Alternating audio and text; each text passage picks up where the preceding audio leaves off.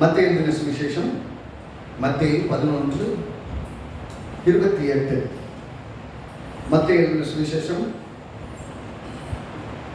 11வது அதிகாரம் 28வது வசனத்தை நாம் யாவரும் எடுத்துக்கொள்வோம். நாம் யாவரும் சேர்ந்து வாசிக்கலாம். மத்தேயு 11:28. வருத்தப்பட்டு பாரம் சுமக்கிறவர்களே, நீங்கள் எல்லாரும் என்னிடத்தில் வாருங்கள், நான் உங்களுக்கு இளைப்பாறுதலை தருவேன். திரும்ப சேர்ந்து வாசிப்போம். வருத்தப்பட்டு பாரம் சுமக்கிறவர்களே, நீங்கள் எல்லாரும் என்னிடத்தில் வாருங்கள், நான் உங்களுக்கு இளைப்பாறுதலை தருவேன். இயேசு கிறிஸ்து நமக்கு ஒரு அழைப்பை கொடுக்கிறார். அழைப்பை பற்றி பார்த்துட்டு இருக்கோம். கர்த்தருடைய ஆசீர்வாதத்தை சுதந்திரித்துக் கொள்வதற்காக நாம் அழைக்கப்பட்டிருக்கிறோம். அதில் ஒரு பகுதி நல்ல சமாதானமான ஒரு வாழ்க்கையும், அதாவது பாவ உணர்வு, குற்ற உணர்வு உட்பட்ட காரியத்தில் நாம் முற்றிலுமாய் விடுதலையாக்கப்பட்ட ஒரு வெற்றியான வாழ்க்கை வாழவும் அழைக்கப்பட்டிருக்கிறோம். அநேக சமயத்தில் தப்பு பண்ணிட்டோம் அப்படின்னு யோசிக்கும் போது எப்போதும் ஒரு குற்ற உணர்வோடு மனிதர்கள் இருப்பது வழக்கமாக இருக்கிறது. அந்த குற்ற உணர்வு இங்கே பேசுகிறது அதை சார்ந்துதான் பேசுகிறார். எப்படி சொல்றாங்கன்னா 27 வசனத்தை பாருங்க.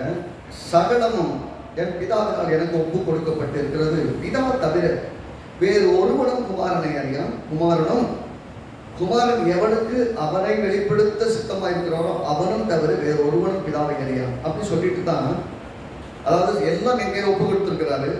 யாரு தேவன் பிதா குமாரனை காமிக்க விரும்புகிறோ அவர் காமிக்கிறாரு, இல்லை குமாரன் தன்னை யாருக்கு காமிக்க நினைக்கிறாரோ அவருக்கு காமிக்க. அப்படின்னா ரட்சிப்பு என்று வரும்போதும், வாழ்க்கை ஒரு சமாதானமான ஒரு வாழ்க்கை நிலைக்கு வருவது என்பதும் மனித முயற்சி அல்ல, தேவனுடைய முயற்சி. அதான் நீங்கள் பிரயாசப்பட்டதால் இயேசுவை அறிந்து கொள்ளவில்லை. இயேசு நம்மை பிரியம் கொண்டபடியாக நம்மை தேடி வந்து நம்மை ரட்சிக்கிறார், நம்மை சந்திக்கிறார், நம்மை மீட்கிறார். இங்கே அதான் சொல்லுங்க. வருத்தப்பட்டு பாரம் சுமக்கிறவர்களே, நீங்கள் எல்லாரும் என்னிடத்தில் வாருங்கள். எல்லாருக்கும் ஒரு ஓப்பன் ஒரு இன்விடேஷன் கொடுக்குறாரு, எல்லாரும் வாங்க.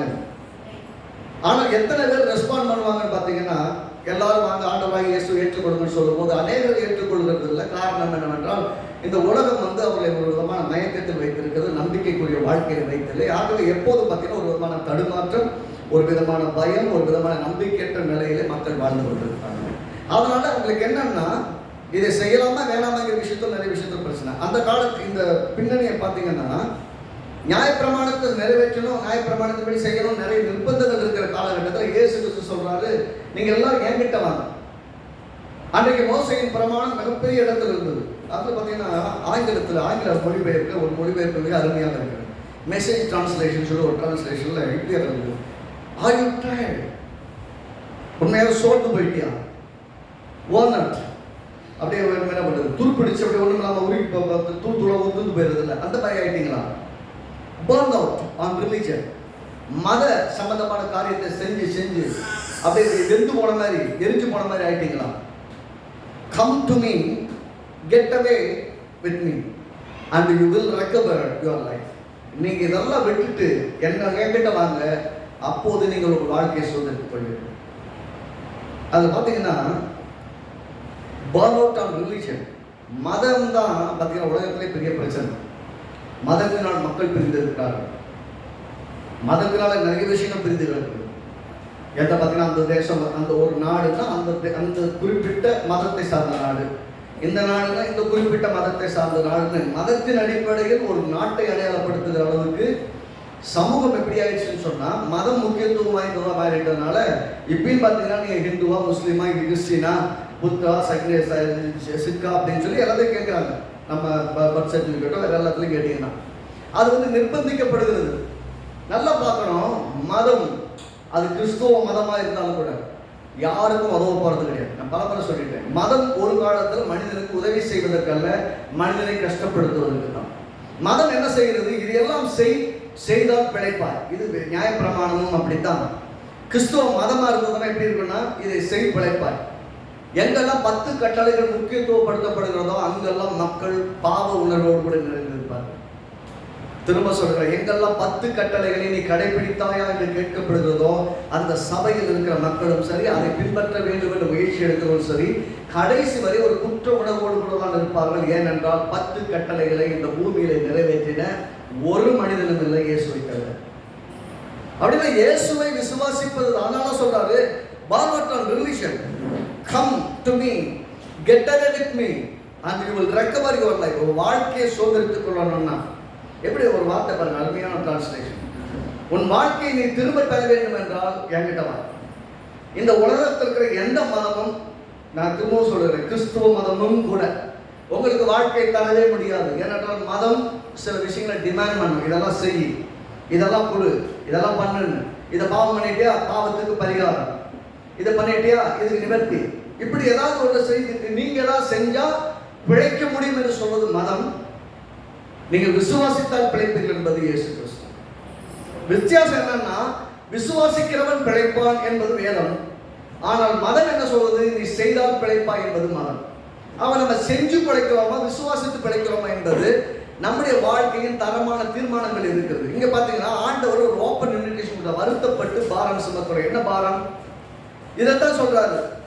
நிறைய காரியத்தை செய்ய முயற்சி பண்ணி கர்த்தருக்காக வாழணும், கர்த்தருக்காக இப்படி இருக்கணும், அப்படி இருக்கணும், நான் உண்மையா இருக்கணும், பரிசுத்தமா இருக்கணும், நீதியா இருக்கணும், போய் பேசக்கூடாது, உத்தமமா இருக்கணும். எவ்வளவோ முயற்சி பண்ணி தோத்து போனார்கள். ஒரு காலகட்டத்தில் முடிவு பண்ணிடுவாங்கன்னா, இயேசுக்காக என்னால் வாழவே முடியல, இயேசுக்காக என்னால் வாழவே முடியல, ஆண்டவருக்காக வாழ்ந்து என்ன பிரயோஜனம், பேசாம ஆண்டவர் விட்டு வெளியே போயிடலாம்னு யோசிக்க ஆரம்பிச்சிடறான். ஏன்? அவருடைய வாழ்க்கையில கிறிஸ்துவுக்காக வாழ முடியாது என்ற ஒரு இடத்துக்கு வருவதற்கான சூழல்கள், அல்லது நம்ம கடவுளுக்கு பிரியமா ஒரு வாழ்க்கை வாழ முடியாதுங்கிற இடத்துக்கு மக்கள் வந்துடுறாங்க. அப்படின்னா கடவுளை திருப்திப்படுத்தி வாழ்கிற வாழ்க்கை பற்றி நிறைய யோசிக்கிறோம். ஆனா அவர் என்ன சொல்றாரு, நீ உன்னுடைய பாரத்தை எல்லாம் என்கிட்ட இறக்கி வச்சிரு, நான் உனக்கு ரெஸ்ட் தரேன். இது எப்படின்னா, ஓ பாரத்தை என்கிட்ட கூட நான் சுமந்துக்கிறேன், நீ இளைப்பாறுதலோடு கூட இரு, நீ சமாதானமாயிரு, அமைதியாயிரு, அதுக்கான வழியை நான் திறக்கிறேன். அது பார்த்தீங்கன்னா அந்த மெசேஜ் டிரான்ஸ்லேஷன் அதே வசனத்திலேயே, you will recover your life, I will show you how to take a real rest. ஆமென். உண்மையான ஓய்வு எப்படி இருக்குங்கிறத நான் காட்டுறேன். I will show you how, which one is real rest. உண்மையான உழைப்பாடுறதுனா என்னன்றதை நான் காட்டுறேன் அப்படின்னு கர்த்தர் சொல்றாரு. இப்போ பார்த்தீங்கன்னா இயேசு கிறிஸ்து சொன்ன மொத்த விஷயங்களையும் உள்ளடக்கி ஒரு சின்ன லைன்ல சொன்ன மாதிரி ஒரே வசனம் தான், அதே வசனம் தான். வருத்தப்பட்டு பாரம் சுமக்கிறவர்களே நீங்கள் எல்லாரும் எங்களுக்கு வாருங்கள், நான் உங்களுக்கு இளைப்பாறுதலை தருவேன் என்று சொன்ன அந்த விஷயத்தை தான் எப்படி சொல்லுகிறான்னு சொன்னா, இதெல்லாம் செய்ய முயற்சி பண்ணி தோத்து போயிட்டீங்களா, இதை செய்ய முயற்சி பண்ணி என்னால் முடியாதுன்னு விட்டுட்டீங்களா, இல்லை இதுல எல்லாவற்றையும் இந்த மதம் கேட்கிற எல்லா காரியத்தையும் செய்து மதம் நம்மளை பைத்தியக்காரத்தனமா ஆக்கிடுச்சுன்னு நீங்க மனசுக்கு ஓடிச்சு, இனிமேல் எந்த மதமும் வேண்டாம், எந்த கடவுளும் கிடையாது, எந்த விதமான நம்ம செய்ய வேண்டாம், நம்மளால முடியாது அப்படிங்கிற இடத்துக்கு வந்துட்டீங்களா, என்கிட்ட வாங்குகிற. இது எல்லாத்தையும் முயற்சி பண்ணி பார்த்துட்டு தோத்து போனவங்க எல்லாம் நீங்க என்கிட்ட வாங்க. நான் சொல்றாரு, கெட் அவே வித் மீ, வா நம்ம ரெண்டா சேர்ந்து போவோம், கெட்ட வேணா வெளியே போவோம், நம்ம சேர்ந்து வெளியே போவோம், இந்த மத சம்பந்தமான விஷயத்தில் நிற்காத அப்படின்னா கிறிஸ்துவுக்கும் நமக்கும் உள்ள உறவுதான் ஒரு வெற்றியான வாழ்க்கையை நமக்கு கற்றுக்கொள்ளும். அவர் சொல்றாரு, நீ வா, என்னோட உறவுகள், அந்த உறவின் மூலமாய் உனக்கு கிடைக்கக்கூடிய சமாதானம், உனக்கு கொடுக்கக்கூடிய இளைப்பாறுதல், உனக்கு கொடுக்கக்கூடிய நம்பிக்கை, உனக்கு கொடுக்கக்கூடிய தைரியத்தை நான் உனக்கு தருகிறேன் என்று நீ வேணாமா, you will recover your life. அப்படின்னா தோத்து போன அல்லது இழந்து போன எல்லா வாழ்க்கையையும் நீ பெற்றுக்கொள்வாய்ன்னு சொல்றாங்க. பாருங்க, அந்த டெஃபினேஷன் ரொம்ப அருமையா இருக்கு. அது சொல்றா, I will show you how to take a real life. எப்படி நல்ல உண்மையான வாழ்க்கையை, சரியான வாழ்க்கையை எப்படி எடுத்துக்கிறதுங்கிறத, ரியல் ரெஸ்ட்டை நீ எப்படி எடுக்கிறதுன்னு நான் உனக்கு காட்டுறேன். நிறைய பேருக்கு ரியல் ரெஸ்ட் தெரியுது இல்லை. என்ன பிரச்சனை அப்படின்னா, இவங்க வாருங்கள் அப்படின்னு அவர் கூப்பிடுறாரு, அவர்கிட்ட போற ரெடியா இல்லை, நான் எதையாவது செய்ய வேண்டும். பாருங்க, கிறிஸ்துவ சமுதாயம், the Christendom is totally addicted. எப்படியே சொல்லலாம், the Christendom is totally addicted to do 10 commandments. 10 கற்பனையை செய்யறதுக்கு கிறிஸ்துவ வட்டாரமே, கிறிஸ்துவ சமுதாயமே அர்ப்பணித்துக் கொண்டு கர்த்தருக்காக இதை செய்தாயா, அதை செய்தாயா, அதை பண்ணினாயா, இதை பண்ணினாயா, அதை பண்ணவா, இதை பண்ணவா, இப்படியே சொல்லிட்டு அலைஞ்சு ஒன்னும் கூட செய்ய முடியாம வாழ்க்கை முழுவதும் தோல்வி நிலையில வாழ்ந்து கொண்டிருக்காங்க. அதனால கர்த்தர் சொல்றாரு, நீங்க என்கிட்ட வாங்க, நான் உங்களுக்கு ரெஸ்ட் தரேன், என்கிட்ட வந்தா நான் உங்களுக்கு இளைப்பாறுதல் தரேன். அப்படின்னா என்ன அர்த்தம், நான் எல்லாத்தையும் செஞ்சு முடிச்சுட்டேன், நீ என்கிட்ட வந்தாலே ரெஸ்டா இருப்ப. விசுவாசிக்கும் போது நீ இளைப்பாறுதலுக்குள்ள இருப்ப. அப்படின்னா செய்ய முயற்சி செய்து தோத்து போனவர்களுக்கு ஒரே ஒரு நம்பிக்கை இயேசுதான்.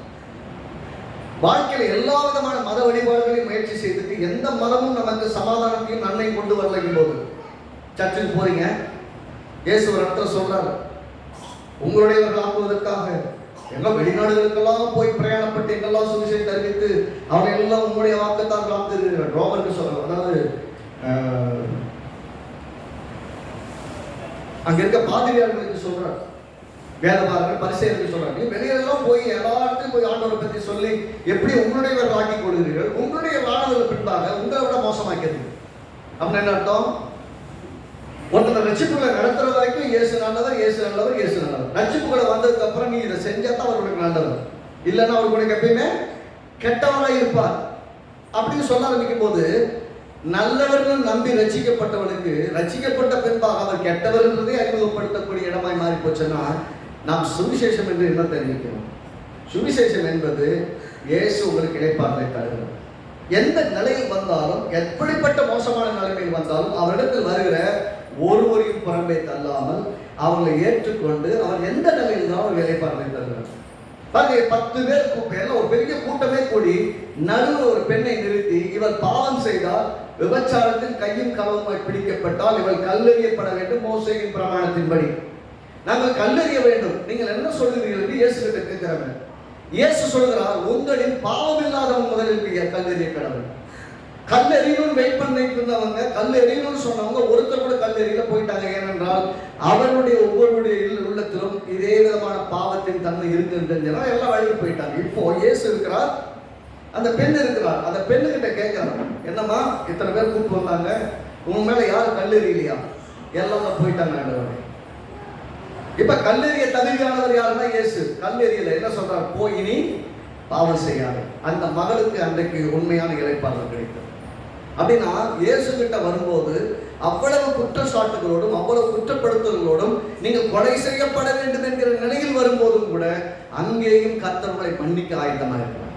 இந்த உலகம் உங்களை மன்னிக்காது, இந்த சமுதாயம் மன்னிக்காது, உறவுகள் மன்னிக்க மாட்டாங்க, சுற்றி இருக்கிற எல்லாரும் மன்னிக்க மாட்டாங்க, ஈவன் மதமும் மன்னிக்காது.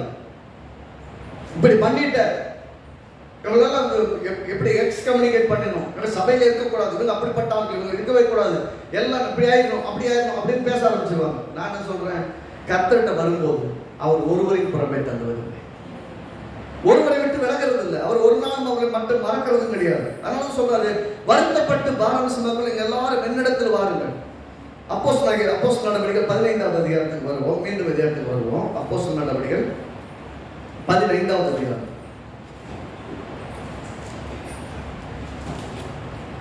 அப்போஸ்தலர் நடவடிக்கைகள் 15வது அதிகாரம் 9வது வசனத்திலிருந்து எல்லாம் சேர்ந்து வாசிப்போம். புறஜாதிகளுக்கு இயேசுவை சுவிசேஷமாய் அறிவித்து ரட்சிக்கப்பட்ட பின்பாக அந்த சமூகத்தில் வாழ்ந்து கொண்டிருக்க மக்கள்ல ஒரு சில கூட்டம் எழுப்பி, நீ மோசையின் பிரமாணத்தின்படி விருத்த சேதனம் பண்ணணும், விருத்த சேதனம் பண்ணா தான் நீ கடவுளுடைய பிள்ளையா இருக்க முடியும் அப்படின்னா, அது ஆபிரகாமுக்கு தான் சொன்னாரு. ஆபிரகாமுக்கு தேவன் என்ன சொன்னாரு? என்னுடைய வாக்கு தத்தத்தில் இருக்கீங்கிறதுக்கு அடையாளமா நீங்க விருத்த சேதனம் பண்ணணும் அப்படின்னு சொல்லியிருந்தார். அப்படின்னா அது உடன்படிக்கைக்கு அடையாளம். இவங்க எல்லாம் சொல்றாங்க, ரட்சிக்கப்பட்ட மக்கள் எல்லாம் கூட்டு வச்சுக்கிட்டு புறஜாதி மக்கள் ரட்சிக்கப்பட்டாங்க, அவங்க என்ன பண்றாங்க, நீங்க இதை பண்ணாதான் ஆபிரகாமின் பிள்ளைகளாக முடியும், இல்லாட்டா நீங்க பிள்ளைகளாக முடியாது அப்படின்னு சொல்லி எல்லாரும் நிர்பந்திக்கிறார்கள். அப்படிப்பட்ட நிலைமையில அப்போஸ்தலனாகிய பவுல்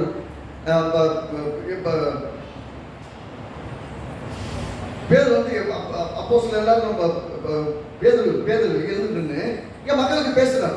என்ன பேசுறாருன்னா 9வது வசனத்தை பாருங்க. விசுவாசத்தினாலே அவர்கள் இருதயங்களை அவர் சுத்தமாக்கி நமக்கும் அவர்களுக்கும் யாதொரு வித்தியாசம் இல்லாதபடி செய்தார். என்னமா? விசுவாசத்தினாலே அவர்கள் இருதயங்களை அவர் சுத்தமாக்கி நமக்கும் அவர்களுக்கும் அப்படின்னா வாக்குத்தத்தத்தின் ஜனங்களாய் இருக்கிற ஆபிரகாமின் சந்ததியாக இருக்கிற நமக்கும், தேவனுடைய சந்ததிகளாய் இல்லாத பிரஜாதிகளுக்கும் எல்லாருக்கும் எப்படி இருந்தாலும் நமக்கும் அவர்களுக்கும் யாதொரு வித்தியாசம் இல்லாதபடி செய்தார். அவங்களுக்கு நமக்கு வித்தியாசமே இல்லை. எப்படி? இப்படி இருக்க நம்முடைய பிதாக்களாலும் நம்மாலும் சுமத்தக்கூடாது இருந்த, எல்லாம் சுமக்கக்கூடாது இருந்த நுகத்தடி அப்படின்னா வெயிட்ட, இதை சொன்னார், வருத்தப்பட்டு பாரம் சுமக்கலன்னு. சீசர் கழுத்தின் மேல் சுமத்துவதனால் நீங்கள் தேவனை சோதிப்பானே. என்ன கேட்கிறாரு? ஏப்ப உங்களாலேயே செய்ய முடியாத, என்னாலேயே செய்ய முடியாத ஒன்றை ஏன் இந்த ஜனங்கள் மேல திணிக்க பாக்குறீங்க? நீ இதை செய், இதை செய், இதை செய். மதம் என்ன செய்யும்? இதை செய் செய் செய் செய் திரிச்சுட்டே இருக்கும். கிறிஸ்டியன் என்ன செய்வார்? என்னிடத்துல விசுவாசத்தோடு வா, நான் உனக்கு இளைப்பாறுதல், என்ன நம்பு, நான் உன்னை ஆள வைப்பேன், என்ன நம்பு, நான் உன்னை எல்லா இடத்துல இருந்து விடுதலையாக்குவேன், உன்னை ஆசீர்வாதமாக வைப்பேன், நீ ஆசீர்வாதமாக இருக்க முடியும், என்ன நம்ப மட்டும் செய்ய போதும். நீ செஞ்சு பிழைக்கிற ஆட்கள் கிடையாது, விசுவாசித்து பிழைக்கிற. எல்லாம் சொல்லுங்க, நீ செஞ்சு பிழைக்கிற ஆள் இல்ல, விசுவாசித்து பிழைக்கிறவர்கள். வேதம் அப்படிதான் சொல்லுது, விசுவாசிக்கிறான் நீதிமான் பிழைப்பான். நீங்க நானும் பிழைக்கிறதுக்கு ஒரே ஒரு வழி விசுவாசம் தான். இவங்க என்ன சொல்றாரு, உங்களாலையும் என்னாலையும் சுமக்க முடியாத இந்த பாரத்தை தூக்கி இந்த மக்கள் மேல ஏன் வைக்கிறீங்க? இப்பதான் ரசிக்கப்பட்ட மக்கள் மேல ஏன் வைக்கிறீங்க? இன்றைக்கும் அநேக இடங்களில் அநேக சபைகளிலும் சரி சமுதாயத்திலும் சரி, சபை நம்ம சர்ச்சு வச்சிருக்கிறோம் அப்படிங்கிறதுனால சபை தப்பு சொல்லும் போது அது பரவாயில்ல, அதெல்லாம் கரெக்ட் தான் அப்படின்னு சொல்லிட்டு போக முடியாது. சத்தியத்தை போதிக்கும் போது நல்லதா இருந்தாலும் கெட்டதா இருந்தாலும் அது இந்த நியாயமானபடி இருக்கிற வேதத்தின்படி போதிக்கணும். இதில் மாற்றியெல்லாம் சொல்ல முடியாது, சபையை நான் டிஃபெண்ட் பண்ண போறேன் அப்படியெல்லாம் கிடையாது. சபை என்று இருந்தால் ஜனங்களுக்கு ஒரு இளைப்பாறுதல் இடமா இருக்கும். இங்க வந்தா, இன்னைக்கு வந்தோம், இன்னைக்கு கேட்டோம், நான் விசுவாசத்தில் வளர்வதற்கும் பலன் அடைவதற்கு எனக்கு உதவியா இருந்ததுன்னு சொல்லக்கூடிய ஒரு இடமா இல்லாமல் போய் இன்னைக்கு வந்தோன்னே சில சமயம் நான் முன்னாடி கேட்டுருக்கிறேன், நானும் அனுபவிச்சிருக்கிறேன். வந்த ஆராதனை வந்து உட்கார்ந்து கிளம்பி போற வரைக்கும் சவுண்ட் எடுத்து அடிச்ச மாதிரி இருக்கும். பளிர் பளிர் பளிர் பளிர்னு. இன்னைக்கு எனக்கானே கட்டர் பேசினார், என்ன படம் அடைஞ்ச மாதிரி இருந்து போவாங்க. அப்படி அடி வாங்கிட்டு போனா தான் விசுவாசிகளுக்கும் இன்னைக்கு தான்ப்பா அடி வாங்கின மாதிரி இருக்குன்னு ஃபீல் பண்ணுவாங்க. அப்படின்னா ஆண்டவருடைய அன்பை ருசிப்பதற்கு பதிலாக அவருடைய அடியை ருசிக்க விரும்புகிற ஒரு பெரிய கூட்டமா மாறிடுது. ஆண்டவர் நம்மை அடிப்பதும் இல்லை, நம்மை நிர்பந்திப்பதும் இல்லை. ஏனென்றால் நம்முடைய பாடுகளை எல்லாம் கிறிஸ்துவின் மேல் வைத்து விட்டார். நமக்கு வர வேண்டிய நீதியுள்ள தண்டனையெல்லாம் இயேசுவின் மேல் வைத்து விட்டார். அவரை பாடுகளுக்கு உட்படுத்தி நம்மை மீட்டுக் கொண்டார். அவர் இப்ப மீட்கப்பட்ட பிள்ளைகளாக இருக்கிற நமக்கு நீதியுள்ள தண்டனை கிடையாது, நீதியுள்ள சமாதானம் உள்ள ஒரு உறவு தேவனுக்கு மத்தியில் நமக்கு உண்டாயிருக்கு. அப்படின்னா we are in the relationship with God, not as a guilty people. பாவ உணர்வினால் நிறைந்த மக்கள் கிடையாது, அவருடைய உறவு கொண்டிருக்கிற மக்களாக இருக்கிறோம். அதனால சொல்றாரு, எப்போ நமக்கு அவங்களுக்கு வித்தியாசம் இல்லாதபடி அவங்களையும் ஆவியெல்லாம் அனுப்பிட்டாலும் நம்மையும் ஆவியெல்லாம் அனுப்பிட்டார். நாமெல்லாம் ஒன்றா இருக்கிறோம், அவங்களுக்கு நமக்கு வித்தியாசமே இல்லை. அப்படி இருக்கும்போது அவங்களுக்கு மட்டும் ஏன் இந்த நம்மளால சுமக்க முடியாத பாரத்தை நாமளே இன்னைக்கு இந்த பிரச்சனை எப்படா வெளியே வருவோன்னு இருந்தோம். இயேசு வந்து நியாயப்பிரமாணத்தின் சாபத்துக்களை நம்ம நீங்களாக்கிட்டாரு. இந்த என்னது விருத்த சேதனம் மற்ற எல்லா விதமான முறைமைகளுக்கு வெளியே கொண்டு வந்துட்டாரு. 10 கட்டளைகளும் நம்ம வெளியே கொண்டு வந்துட்டாரு. இப்போ தேவனை விசுவாசித்தால் போதும், பிழைப்பாய் என்று சொல்லிட்டார். இப்ப எதுக்கு தேவையில்லாம இதெல்லாம் கொண்டு அவர்கிட்ட பிரிக்கிறீங்கன்னு அவர் கேட்கிறாரு. இதைத்தான் இயேசு அன்னைக்கு சொன்னார். என்ன சொல்ற, வருத்தப்பட்டு பாரம் சுமக்கிறவர்களே அப்படின்னு என்ன அர்த்தம்னா, இந்த நியாய பிரமாணத்தினாலும் மோசையுடைய பிரமாணங்களாலும் மக்கள் திணிக்கப்பட்டு ஒவ்வொரு நாளும் அநேக எதிர்பார்ப்புகளோடு நடத்தப்பட்ட காலத்துல என்ன பண்றாரு, அவர்கிட்ட பேசுறாரு. நீங்க வருத்தப்பட்டு இருக்கிறீங்க, என்கிட்ட வாங்க, நான் உனக்கு இளைப்பாறுதல் தருவேன். அதாவது இந்த மெசேஜ் டிரான்ஸ்லேஷன்ல ரியலா அந்த பேக்ரவுண்ட்ல மக்கள் எப்படி இருந்தாங்க, அப்படிப்பட்ட மக்களுக்கு இயேசு கிறிஸ்து கொடுக்கிற இன்விடேஷன் எப்படிப்பட்ட ஒரு அழைப்பு. ரட்சிப்புக்கு ஏதுவான அழைப்பு மட்டும் கிடையாது, இளைப்பாறுதலுக்கான அழைப்பு. ஆமென். இளைப்பாறுதல்னா ஓடிக்கிட்டே இருக்கிறது. யூஸ் வாங்க வாங்க வாங்க வாங்க ஓடிட்டே இருந்தீங்கன்னா ஓடிட்டே இருக்கிறீங்க, முடிவே வரல. அவர் என்ன சொல்றாரு, வா என் பக்கத்துல உட்காரு, நான் உனக்கு ரெஸ்ட் தரேன், உனக்காக யுத்தத்தை பண்ணு. வேதம் சொல்றது, வேதம் முழுவதும் பாருங்களேன், வேதத்துல முழுசா பாத்தீங்கன்னா நீ போய் யுத்தம் பண்ணு சொல்றதை விட நீங்கள் அமர்ந்திருந்து நானே தேவன் என்று அறிந்து கொள்ளுங்க அதிகம். இன்றைக்கு நீங்க அமர்ந்திருந்து நான் செய்யும் ரட்சிப்பை பாருங்கள் சொல்றது அதிகம். அப்பயே அப்படித்தான். இப்ப என்னன்னா நம்ம ஓடி உழைச்சு பெருசா பிடிங்கி பண்றது இல்லை, நம்மளுடைய உழைப்பு குறைவு, ஆசீர்வாதம் அதிகம். ஏனென்றால் கர்த்தரின் ஆசீர்வாதம் தான் ஐஸ்வர்யத்தை தரும், வேதனை அதோடு வராது. அதனாலதான் வேதனை இல்லாத ஐஸ்வர்யம் என்று சொன்னாலும் அது இயேசு கிறிஸ்துவின் விசுவாசிப்பதன் மூலமாக மட்டும்தான் வர முடியும். ராத்திரி மகன் உழைச்சேன், கண்ணீர் சிந்து உழைச்சேன், 10 ஷிஃப்ட் வேலை பார்த்தேன், ராத்திரி மகன் 3 ஷிஃப்ட் 4 ஷிஃப்ட் வேலை பார்த்து தூங்காம செய்யாம என்னென்னமோ சேர்த்து வச்சு அப்படி பெரியாளான அப்படிங்கிறதெல்லாம் கிறிஸ்துவுக்குள்ள கிடையாது. கிறிஸ்துவுக்குள்ள எப்படின்னா உங்கள் உழைப்பு குறைவாக இருக்கும், ஆசீர்வாதம் பெரிதாக இருக்கும். நீங்கள் சிறுக விதைத்தாலும் பெரிய அறுவடை உண்டாயிருக்கும், ஒரு பெரிய ஆசீர்வாதத்தை காண முடியும். அதுதான் கிறிஸ்துவுக்குள்ள இருக்கிற வாழ்க்கை. ரெண்டுக்குள்ள வித்தியாசம் தெரியலன்னா எப்பயுமே ஓடிக்கிட்டே இருப்போம், உழைச்சிக்கிட்டே இருப்போம், பாடுபட்டுக்கிட்டே இருப்போம். பாருங்க, நிறைய பேர் என்ன பிரச்சனைனா ஓடிக்கிட்டே இருக்கிறாங்க, ஏன் ஓடுறாங்கன்னே தெரியல. மனுஷனை திருப்திப்படுத்த, உலகத்தை திருப்திப்படுத்த எல்லாம் ஓடிக்கிட்டே இருக்கிறாங்க. நின்று யோசிக்கக்கூடிய காலம் வரும், அன்னைக்கு நிறைய இருந்திருக்கும். நம்ம நிம்மதியா உட்கார்ந்து இருந்தா, அவரை நம்பி இருந்தா, அவரை விசுவாசித்து இருந்தா எவ்வளவு நல்லா வாழ்ந்திருக்க முடியும். அப்படின்னா இயேசு என்னத்தை போதிக்கிறாரு, சும்மா வேலை செய்யாம சோம்பேறிய வீட்டில் இருந்து சொல்ல வர்றாரா? இல்ல, நீ கையிட்டு செய்யும் எல்லா வேலையும் தேவனாகிய கற்பனை ஆசீர்வாதம். நீ வேலை செய்ய, அந்த வேலையில ஆசீர்வாதம் இருக்கும். நீ முயற்சி செய், படி, எல்லா வேலையும் காரியங்களை நடத்து, வீட்டு காரியங்களை நடத்து. ஆனால் எல்லாவற்றிலும் தேவனுடைய தயவும் தேவனுடைய பிரசன்னமும் தேவனுடைய வழிநடத்துவதும் இருக்கும். நீ வெற்றியா இருக்க முடியும் என்று கர்த்தர் சொல்றார். அப்படி நான் கர்த்தர் உங்களை இன்வைட் பண்றது ஓடி ஓடி இழைத்து போவதற்கல்ல. எதையாவது ஒரு செய்ய முயற்சி செய்து தோற்று போய் என்னால் முடியலைங்கிற உடனே எழுந்து வர்றது கிடையாது. கர்த்தர் உங்களை கிடைப்பார்களை தருவார். ரோமர்கள் 17வது அதிகாரத்தில் பார்த்தீங்கன்னா மோசே எப்படி இருக்கும், அப்போஸ்தலனாகிய பவுல் எல்லாம் முயற்சி பண்ணிட்டு சொல்றாரு, நான் எல்லாம் முயற்சி பண்ணிட்டேன், உள்ள ஒரு ஆசை, கடவுளுக்காக இதெல்லாம் செய்யணும், ஆனா செய்ய முடியும். உள்ளான மனுஷன் படி தேவனுடைய வார்த்தையின் மேல ரொம்ப ஆசையா இருக்கிறாங்க. செய்யணும் வரும்போது நியாயப்பிரமாணத்தை என்னால் செய்ய முடியாது. நியாயப்பிரமாணம் நல்லதுதான், எல்லாம் சொல்லுங்க, நியாயப்பிரமாணம் நல்லதுதான். நீங்க எல்லாரும் செய்ய முடியுமா? செய்ய முடியல. ஏன்னா நம்மளால செய்ய முடியாதுன்னு காட்டுறதுக்கு தான் நியாயப்பிரமாணமே. பிரச்சனை என்னன்னா, நியாயப்பிரமாணம் கொடுக்கப்பட்டதே மனிதனால் நியாயப்பிரமாணத்தை நிறைவேற்ற முடியாது, அவனுக்கு பலி தேவை என்பதை நிரூபிக்கிறது தான். அதனால எப்பெல்லாம் பாவம் செய்தா, எப்பெல்லாம் நியாயப்பிரமாணத்தின்படி வந்து வாழ்ந்தாங்களோ செய்ய முடியல. செய்ய எப்பெல்லாம் முடியலையோ அப்பெல்லாம் பலி, எப்பெல்லாம் பலி கொண்டு வந்தாங்களோ அப்பெல்லாம் ஒன்று நினைவுபடுது, நான் பாவி என்பது. இன்னைக்கு நாம பலி செலுத்துறதில்ல. எத்தனை பேர் பலியோடு வந்தீங்க? ஆட்டையும் மாட்டையும் தூக்கிட்டு வந்தீங்கன்னா நீங்க பலி செலுத்துறதுக்கு. ஏங்க பலி செலுத்த வரல? ஏன் இன்றைக்கு உலகம் முழுவதும் பலிகள் இருக்கிறது? தன்னுடைய பாவம் ஒருவரால் நிவர்த்தி செய்யப்பட்டிருக்கு தெரியாதனால பலிகள் இருக்குது. இன்னைக்கும் நம்முடைய ஆண்டவராகிய இயேசுவே எல்லாருடைய பாவங்களை, முழு உலகத்தின் பாவங்களையும் சுமந்து தீர்த்து நம் ஒவ்வொருவருடைய சார்பாக, உலக மக்களின் அனைவரின் சார்பாகவும் எல்லாருடைய பாவங்களையும் அவரே சிலுவையிலே சுமந்தார். அவர் எல்லாருடைய பாவங்களுக்காகவும் தண்டிக்கப்பட்டார். எல்லாருடைய பாவங்களையும் அக்கிரமங்களையும் மீறுதல்களையும் ஏற்றுக்கொண்டு அவர் தாமே சாபமானார், பாவமானார், பாதாள வரைக்கும் சென்றார், மரித்தார். ஜீவனுள்ள தேவன் மரணத்தை ருசித்தார். மரித்தோடு உயிர் தெழுந்த போது அவருக்குள், மரிக்கும் போதும் அவருக்குள் நாம் இருந்தோம், உயிரோடு எழுந்திருக்கும் போதும் அவருக்குள் நாம் இருக்கிறோம். இன்றைக்கும் பிதாவின் வலது வாசத்தில் அவரோடு உட்கார்ந்து இருக்கோம். ஆமென். நம்ம எதை ஐடென்டிஃபை பண்றதுனா, நான் யாருங்கிறதே தெரியறதில்லை. சபைக்கு தெரிய வேண்டியது என்னன்னா, who I am என்கிறது நல்லா தெரியும். who I am in Christ, கிறிஸ்துவுக்குள் நான் யார் என்று அடையாளப்படுத்த முடியாத எந்த விசுவாசி வெற்றியை வாழ முடியாது. அதனால சொல்றாரு, நீ ஏன் கிட்ட வா, நான் உனக்கு ரியல் ரெஸ்ட் எப்படி காட்டுறேன், ஒரு ரியல் லைஃப் எப்படி ரெக்கவர் பண்றதுன்னு காட்டுறேன். எப்படி சொல்ற பாருங்க. And you will recover your life. அப்படின்னா இது வரைக்கும் இழந்து போன வாழ்க்கையை நீ மீண்டும் பெற்றுக்கொள்ள முடியும். நம்ம என்ன அர்த்தம்? வாழ்க்கைன்னா என்னன்னு தெரியாதனால நிறைய இருந்தாச்சு, எப்படி வாழணும்னு தெரியாதனால நிறைய இருந்தாச்சு. முயற்சி செய்து செய்து செய்து செய்து தன்னுடைய குற்ற உணர்வுகளையே மனதில் வைத்து வைத்து, நான் கட்டால் ஆண்டவர், நான் கட்டால் தான் என்ன ஆசீர்வாதமாக்கி இருப்பீங்க, இப்படியே சொல்லி சொல்லி நம்மை மனதை தேற்றிக்கொண்டே வாழ்ந்து கொண்டிருக்கிறோம். இல்லை, நம்முடைய தேவன் நல்லவராக இருக்கிறார், நம்முடைய குமாரனாகிய கிறிஸ்து நமக்கு மீட்பராக இருக்கிறார். அவர் மீட்பராக இருக்கிறவர்களே நம்மை மீட்காமல் இருக்க போவதில்லை.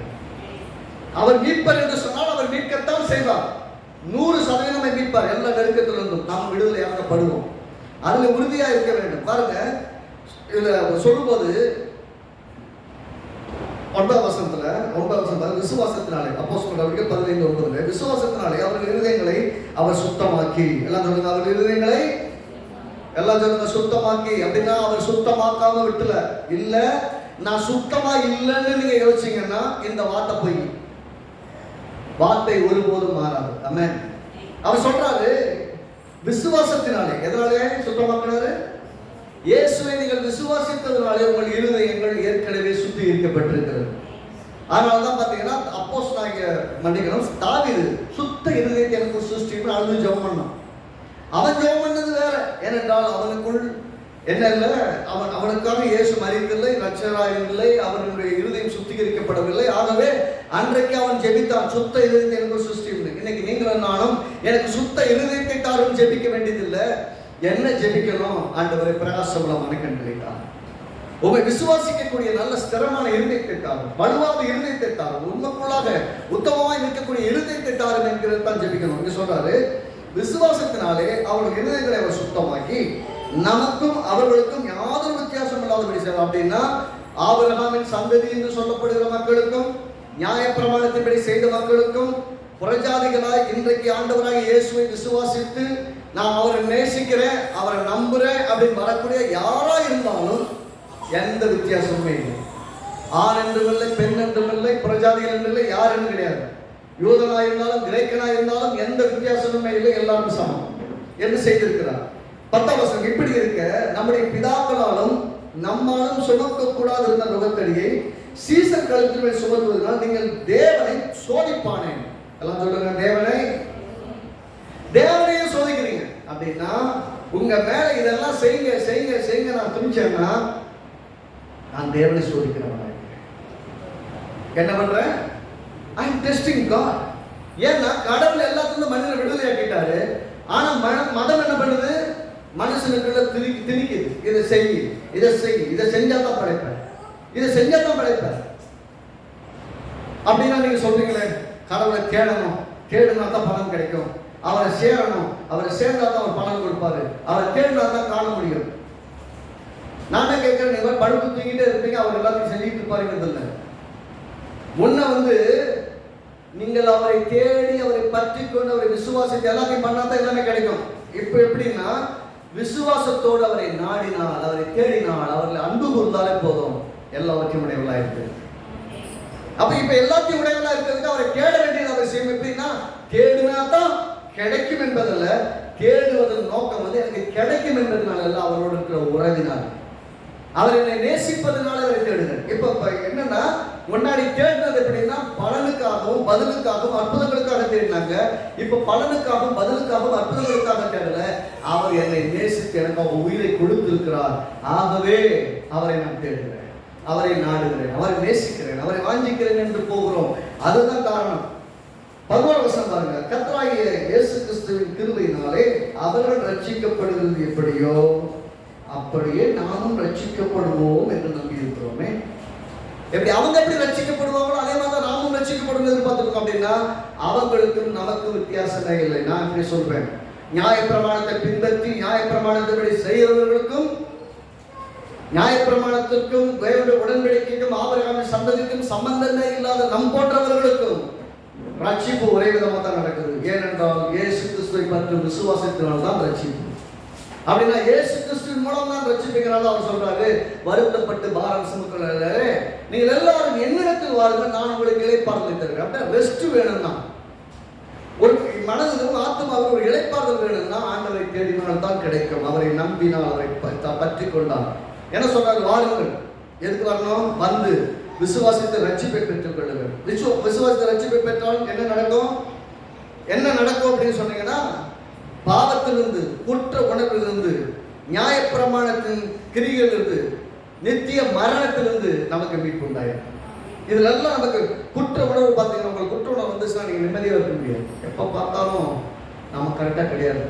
நிறைய பேர் பாருங்க, நிறைய பேர் கர்த்தருக்காக வாழணும்னு நினைப்பாங்க, அர்ப்பணிப்பாங்க. வாலிப பிள்ளை நிறைய பார்த்துருக்கேன், நிறைய பேரோட பேசியிருக்கேன். பேசும்போது பார்த்தீங்கன்னா சொல்றதுதான், ஏசப்பாக்காக வாழணும் ரொம்ப ஆசைங்க. ஆனா ஒவ்வொரு முறையும் ஜெபம் பண்ணுவேன், ஒவ்வொரு முறையும் நான் பண்ணுவேன், முயற்சி பண்ணுவேன், ஒவ்வொரு முறையும் என்னால் செய்ய முடியாது. நான் அர்ப்பணிப்பேன், ஒவ்வொரு முறையும் அர்ப்பணிச்சுட்டு நான் தோத்தது தான் நிறைய பண்ணேன்.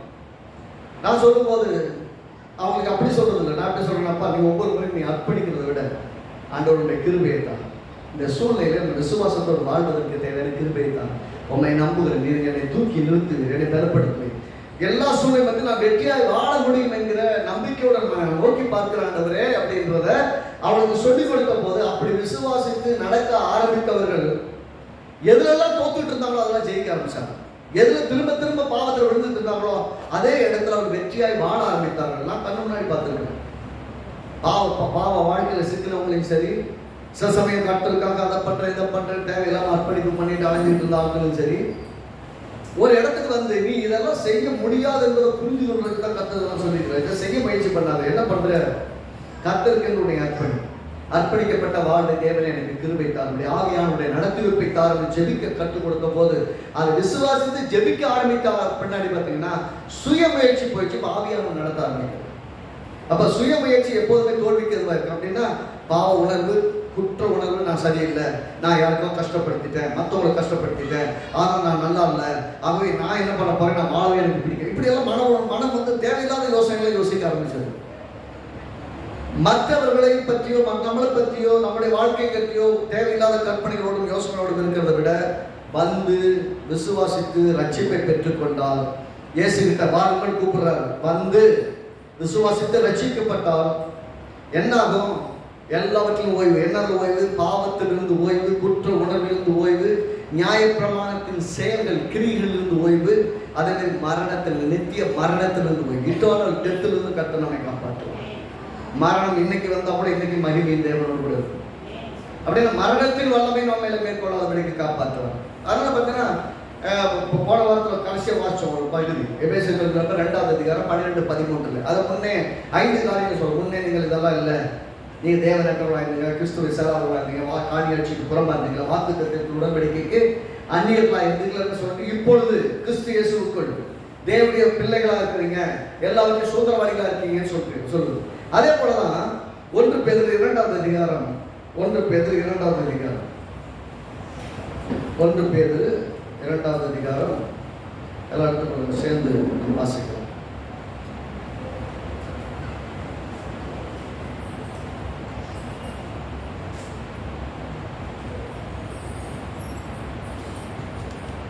ஒன்று பேதுரு 2ஆம் அதிகாரம் 9ஆம் வசனம் 10ஆம் வசனம் சேர்ந்து வாசிக்கலாம். நீங்களோ உங்களை அந்தகாரத்தினின்று தம்முடைய ஆச்சரியமான ஒளியிடத்திற்கு வரவழைத்தவுடைய புண்ணியங்களை அறிவிக்கும்படிக்கு தெரிந்து கொள்ளப்பட்ட சந்ததியாயும் ராஜரிகமான ஆசாரிய கூட்டமாயும் பரிசுத்த ஜாதியாயும் அவருக்கு சொந்தமான ஜனமுமாயிருக்கிறீர்கள்.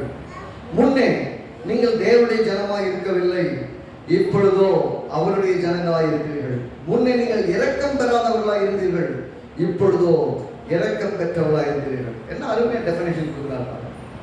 எப்படி சொல்றாருன்னா, முன்ன வேற மாதிரி இருந்தீங்க. முன்ன எப்படி இருந்தீங்க? தேவனுடைய ஜனமா இல்லை. எல்லாம் சொல்லுங்க, நாங்கள் இப்போ தேவனுடைய ஜனம். இயேசுவை என்றைக்கு விசுவாசித்தோம் அன்றையிலிருந்து நாம் தேவனுடைய ஜனங்களா இருக்கிறோம். முன்னே நீங்கள் இரக்கம் பெறாதவர்களா இருந்தீர்கள். எவன் மேல் இரக்கமாக இருக்க சுத்தமாக இருக்கிறோனோ அவன் மேல் இரக்கமாக இருப்பேன். எவன் மேல் கிருபையா இருக்க சுத்தமாக இருக்கணும் அவன் மேல் கிருபையா இருப்பேன். அது பழைய ஏற்பாடு. இப்போ நாம் இரக்கம் பெற்றவர்களா இருக்கிறோம், இயேசு கிறிஸ்துவுக்குள் கிருபையை பெற்றவர்களா இருக்கிறோம். அப்படின்னா கிருபைக்கும் இரக்கத்திற்கும் நாம் தூரமாக இல்லை, கிருபைக்குள்ளும் இரக்கத்திற்கும் உள்ளவர் இருக்கிறோம். ஆகவே கிருபை பெற்றவளே, அதனாலதான் இயேசு மரியாதை சொல்ற கிருபை பெற்றவளே வாழ்க, ஏனென்றால் கிருபையை சுமக்க போகிறார். அவர் கிருபையை தன்னுடைய சரீரத்தை தன்னுடைய கற்பப்பையில சுமந்து இந்த பூமியிலே இயேசு கிறிஸ்துங்கிற மனோபதாரத்தை கொண்டு வர போகிறார். அதனால கிருபை பெற்றவளை என்று சொல்கிறார். கிருபையை பெற்றெடுக்கிறார். கிருபையின் சத்தியமும் இயேசு கிறிஸ்து மூலமாக வந்தது. இங்க கவனிக்க வேண்டியது என்னன்னா, முன்னே இரக்கம் பெறவில்லை, இப்போது இரக்கம் பெற்றிருக்கிறோம். முன்னே தேவனுடைய ஜனமா இல்லை, இப்போ தேவனுடைய ஜனமா இருக்கிறோம். தேவனுடைய ஜனமா இருப்பதனால் நம்முடைய பாக்கியம் என்ன? அந்தகாரத்தினின்று ஆச்சரியமான ஒளியிடத்திற்கு வரவழைக்கப்பட்டோடு புண்ணியங்களை அறிவிக்க முடியாது. To proclaim who the light is, யார் அந்த இயேசு, யார் அந்த வெளிச்சம் என்பதை, பிரகாசிக்கிற ஒளி என்பதை அறிவிக்கிறவர்களாக நாம் இருக்கிறோம். அதனால தான் யோவான் 1ஆம் அதிகாரத்தை சொல்வது, யோவானை குறித்து சொல்லும்போது அந்த ஒளியை குறித்து சாட்சி கொடுக்க வந்தான். அவன் அந்த ஒளி அல்ல, அந்த ஒளியை குறித்து சாட்சி கொடுக்க வந்தவன். We are all called to proclaim who the Jesus is, not the Christianity. கிறிஸ்துவ மதம் என்ன அப்படின்னு சொல்றதுக்காக நீங்கள் நான் இல்லை, கிறிஸ்து யார் என்று அறிவிக்கிறதுக்காக இருக்கிறோம். அதனால தான் உலகங்கள் போய் சர்வ சிருஷ்டிக்கும் சுவிசேஷத்தை பிரசங்கிங்க, மதத்தை பிரசங்கிக்க சொல்றேன். மதம் ஒரு காலத்தில் உதவாது, யாருக்கும் எதுவும் உதவாது, எந்த மதமாக இருந்தாலும். ஆனால் மதம் மக்களுக்கு உதவி செய்வதை விட கிறிஸ்து தான் உதவி செய்கிறார். கிறிஸ்து மட்டும்தான் மீட்பர் என்று வேதம் சொல்கிறது. கிறிஸ்து தான் ரட்சகர் என்று சொல்வது. முழு உலகத்தின் பாவங்களை சுமந்து தீர்த்தவர் அவர்தான் என்று வேதம் சொல்கிறது. அவருடைய சாயலை உண்டாக்கினார், அவருடைய சாயலில் மனிதன் இருக்கிறான், அவருக்காக வந்து மரித்தார், உயிரோடு எழுந்தார், இன்றைக்கு பிதாவின் வலது பாசத்தில் இருக்கிறார். இன்றைக்கும் ஆவியாய் நம்மை விசுவாசிக்கிற எல்லாருக்குள்ளும் வாழ்கிறார். ஆகவேதான் நாம் முன்னே தேவனுடைய ஜனமா இருக்கவில்லை, இப்போது தேவனுடைய ஜனமா இருக்கிறோம். அப்படியே நம்ம உள்ளத்துல எப்பயும் ஒன்று மறக்கக்கூடாது, நான் தேவனுடைய ஜனம், நான் தேவனுடைய பிள்ளை, நான் தேவனுடைய குடும்பத்தில் இருக்கிறேன், நான் தேவனுடைய உறவில் இருக்கிறேன், தேவனுடைய ஐக்கியத்தில் இருக்கிறேன். முன்னே நான் இரக்கம் பெறாமல் இருந்தேன், காரணம் பாவம் என் மேல் இருந்தது. எப்ப என் பாவம் கிறிஸ்து மேல் வைக்கப்பட்டதோ அப்போது நான் இரக்கம் பெற்றிருக்கிறேன். ஏனென்றால் கிறிஸ்து என்னுடைய ரட்சகராக இருக்கிற வரைக்கும் அவருடைய இரக்கத்தினால் கிருபையினால் ஒவ்வொரு நாள் வெற்றி அடைவார்கள். அப்படின்னா அழைப்பு என்ன? இந்த கிருபையை, இந்த இரக்கத்தை, தயவை நீங்கள் பெற்று வாழ வேண்டும். முன்னே தேவஜனம் அல்ல, இப்ப இரக்கம் பெற்றிருக்கிறோம். தேவஜனமும் இரக்கம் பெற்றவருமாய் இருக்கிறோம். எபிரேயர் நிருபம் 8ஆம் அதிகாரம் 12ஆவது வசனம். எபிரேயர் 8:12. வேகமாக எடுப்போம், சில வசனங்களை துரிதமாய் வாசிக்க போகிறோம். எபிரேயர் நிருபம் 8ஆம் அதிகாரம் எப்படி சொல்லுகிறார் என்று பாருங்க. 8வது அதிகாரம் 12வது வசனம். ஏனெனில் பக்கம் 304, பேஜ் நம்பர் 304, புதிய ஏற்பாட்டில் எபிரேயர் நிருபம் 8:12. ஏனெனில் நான் அவர்கள் அநியாயங்களை கிருபையாய் மன்னித்து அவன் பாவங்களையும் அக்கிரமங்களையும் இனி நினையாதிருப்பேன் என்று கர்த்தர் சொல்லுகிறார். என்னமா? அவன் பாவங்களை கிருபையாய் மன்னித்து இனி அவனுடைய அக்கிரமங்களை நினைக்கவே மாட்டேன். எவ்வளவு பெரிய டிக்ளரேஷன் பாருங்க. அப்படின்னா உங்களையும் என்னையும் பாவத்தின் கணக்கு பார்த்து கர்த்தர் இல்லை, நம்முடைய பாவங்களை எல்லாம் கல்வாரி சிலுவையில் எடுத்து போட்டு விட்டபடியால் நம் மேல் இரக்கமாய் இருக்கிறார், கிருபையாய் இன்றைக்கும் மன்னிக்கிறார். வேதம் அப்படித்தான் சொல்றது. நாம் நம்முடைய பாவங்களை அறிக்கையிட்டால், 1 யோவான் சொல்றது 1வது இடத்துல, நாம் நம்முடைய பாவங்களை அறிக்கையிட்டால் நம்மை கழுவி சுத்திகரிக்க ஒரு உண்மை நீதியுள்ளவராக. ரட்சிக்கப்பட்ட மனுஷன் ரட்சிக்கப்பட்ட பின்னாடி ரொம்ப பரிசுத்தமா இருப்பானா? இல்ல, அவன் பாவமும் செய்யறான். அப்படின்னா பாவம் செஞ்சா தண்டனை இருக்குல்லங்க. பாவத்தின் தண்டனை இயேசு சுமந்து விட்டபடியால் இப்ப அவன் என்ன பண்ணணும்? பாவத்துக்கு பலியும் பரிகாரம் செலுத்துறதுல பாவம் செய்தவன் தேவனிடத்துல வந்து தன் பாவங்களை அறிக்கையிடுகிறான். அறிக்கையிடும் போது என்ன நடக்கிறது? தன் பாவங்களை மறைக்கிறவன் வாழ்வடைய மாட்டான், அதை அறிக்கை செய்து விட்டு விடுகிறவன் இரக்கம் பெறுவான். அப்ப இரக்கத்தை பெறுகிறதற்கான இடத்துல அவன் வந்து நின்று அவனிடத்துல விண்ணப்பிக்கும் போது பாவங்களால் நம்மை கழுவி சுத்திகரிக்கிறார். 1 யோவான் 1வது அதிகாரம் 1வது வசனம் பாருங்க.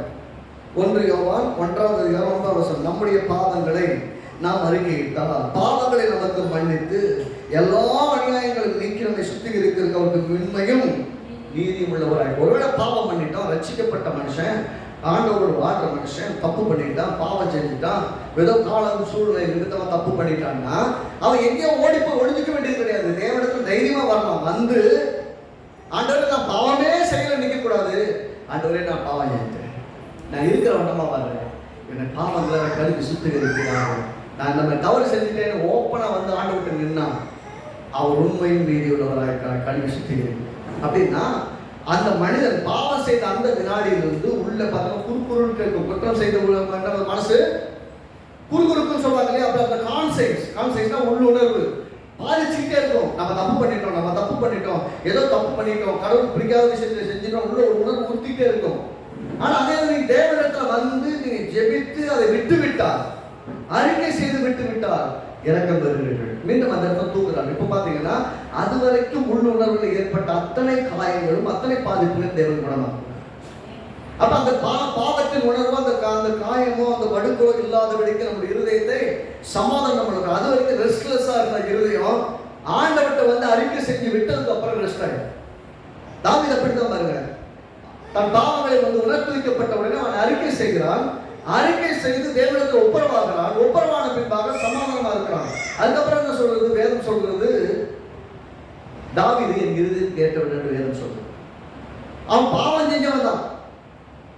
தேவனுடைய பார்வையில் ரொம்ப மோசமான பாவத்தை செய்யணும். விபச்சாரம் செஞ்சாதான், கொலையும் செஞ்சாதான். ஆனா அவனை பார்த்து கர்த்தர் வேதம் சொல்றது, அவன் தாவீதை குறித்து தேவன் சொல்றான் என் இருதயத்தை கேட்டவன். அப்படின்னா அவன் செஞ்சதெல்லாம் விட்டுட்டாருங்கிறத விட அவன் வந்து மனம் திரும்பி தேவனுடைய சமூகத்தில் தன்னை அர்ப்பணித்து ஆண்டவரே சுத்த இருந்து எனக்கு தாருன்னு சொல்லி ஜெபம் பண்ணான். இன்னைக்கு அந்த ஜெபத்தை தேவன் கேட்டான். இன்னைக்கு நம்ம தவறு செய்திருக்கும் போது கூட தேவனிடத்தில் வந்து ஆண்டவரே நான் இந்த காரியங்களிலே உங்களுக்கு பிரியமில்லாத காரியத்தை செய்கிறேன், என்னை மன்னித்து என்னை ஸ்திரப்படுத்தி மீண்டும் உங்களுடைய பிள்ளையாக நான் வாழ்கிறேன் என்பதில் நான் உறுதியாக இருக்கிறேன், அதுக்கு தேவையான கிருபை தாரும், இது எல்லாத்திலும் என்னை விடுதலையாக்கும், என் மனம் அடிக்கடி என்னை குற்றப்படுத்துகிறது, அதில் என்னை விடுதலையாக்க மாட்டவர் என்று நீங்கள் ஜபித்தார்.